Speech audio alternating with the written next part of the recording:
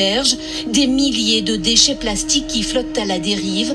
Voilà le quotidien des mariniers du Bélénos, le bateau des pollueurs qui sillonne les Hauts-de-Seine. Il y a de la brique, il y a de la ferraille. La Seine reste un fleuve dépotoir. On peut avoir nettoyé aujourd'hui, ça se trouve demain on revient ou après-demain on revient et c'est rebelote. En seulement 2 jours de récolte, près de 700 kilos de déchets en tout genre. Voilà, on a un Vélib, on a un caddie qu'on a récupéré dans l'eau aussi.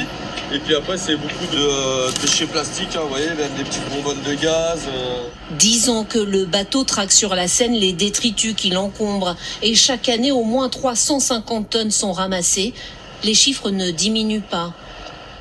La pollution est présente même où on ne l'imagine pas. Derrière ce port de plaisance des Yvelines, dans les plus petits bras de la Seine, un spectacle désolant. On ne distingue même plus l'eau. Des ballons de foot, des pneus, des bouteilles d'huile d'essence, boîtes de conserve, des bouteilles de lait. Donc la dernière fois, on voyait les signes qui marchaient carrément sur les îlots de déchets. Quelques bénévoles essaient d'éliminer la décharge flottante. Ils se feraient un chemin en paddle, mais la tâche est gigantesque, décourageante. Mais là, on a besoin de monde. On a besoin de monde, de matériel, peut-être d'embarcation aussi pour dégager les bois morts, des cordes, peut-être même des tronçonneuses, des cisailles. Au gré des crues, ces poches de pollution se multiplient.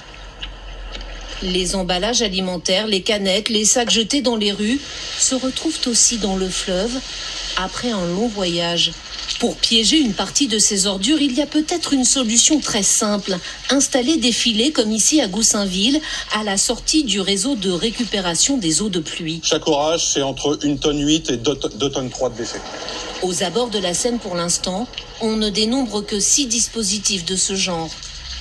Pour vraiment avoir une efficacité digne de ce nom, il faudrait entre 100 et 150 filets. Notre ambition, c'est d'intercepter 80% des déchets qui finissent dans la Seine, bien évidemment, mais au-delà de la Seine, dans les mers et les océans. Ces filets nécessitent un entretien régulier. C'est aux municipalités de le prendre en charge. Les déchets contenus dans ces pièges sont actuellement analysés dans ce laboratoire. Premier constat, il y a énormément de polystyrène dans la Seine. Il est léger, fragmentable et du coup on le retrouve vraiment partout. En plus il flotte très bien. Du coup il va venir tapisser les berges des différentes rivières. Ces recherches financées par le gouvernement aboutiront peut-être à l'interdiction de certains matériaux polluants. Le temps est compté.